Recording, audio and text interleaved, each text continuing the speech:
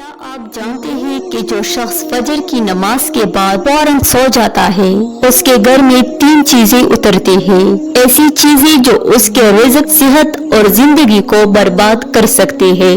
آج کی ویڈیو میں ہم انہی 3 چیزوں کا انکشاف کریں گے جو حدیث نبوی سے ثابت ہے، اور آپ کو یہ جان کر حیرت ہوگی کہ ہم روزانہ یہ غلطی دہرا رہے ہیں۔ فجر کی نماز کے بعد جو سوتا ہے اس کے گھر میں غربت، دیوانگی اور سستی اترتی ہے۔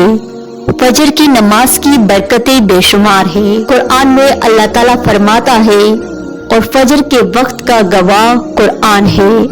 نبی اکرم صلی اللہ علیہ وآلہ وسلم نے فجر کی نماز کو دین کی کامیابی کی کنجی قرار دیا۔ بہت سے لوگ فجر کی نماز پڑھ کر فوراً دوبارہ سونے چلے جاتے ہیں۔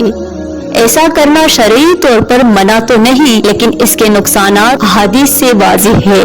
نبی صلی اللہ علیہ وآلہ وسلم کی حدیث، 3 چیزیں جو فجر کے بعد سونے سے گھر میں نازل ہوتی ہے۔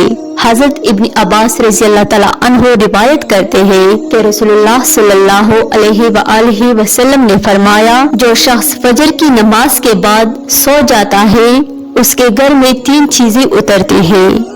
نمبر 1، غربت، رزق کی تنگی۔ نمبر 2، دیوانگی، ذہنی پریشانی اور بے سکونی۔ نمبر 3، کمزوری، سستی اور بے ہمتی۔ صحابہ کرام اور اولیاء کا معمول۔ صحابہ کرام اور بزرگ ہمیشہ فجر کے بعد قرآن، ذکر، دعا یا علم حاصل کرنے میں مصروف رہتے تھے۔ حضرت امام شافعی رحمۃ اللہ علیہ فرمایا کرتے، میں نے فجر کے بعد سونے کو کبھی برکت والا عمل نہیں پایا۔ فجر کے بعد کے اعمال، کن چیزوں میں وقت گزارے؟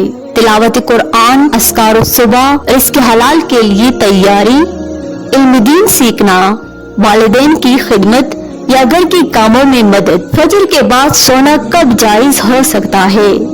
اگر کسی نے رات بھر عبادت کی ہو، یا کسی کی طبیعت خراب ہو، یا کام کی نوعیت ہی رات کی ہو، لیکن عمومی معمول یہی ہونا چاہیے کہ دن کا آغاز فجر کے بعد ہو۔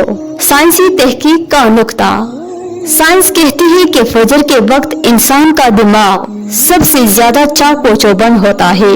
اس وقت سونا جسمانی نظام کو نقصان دیتا ہے۔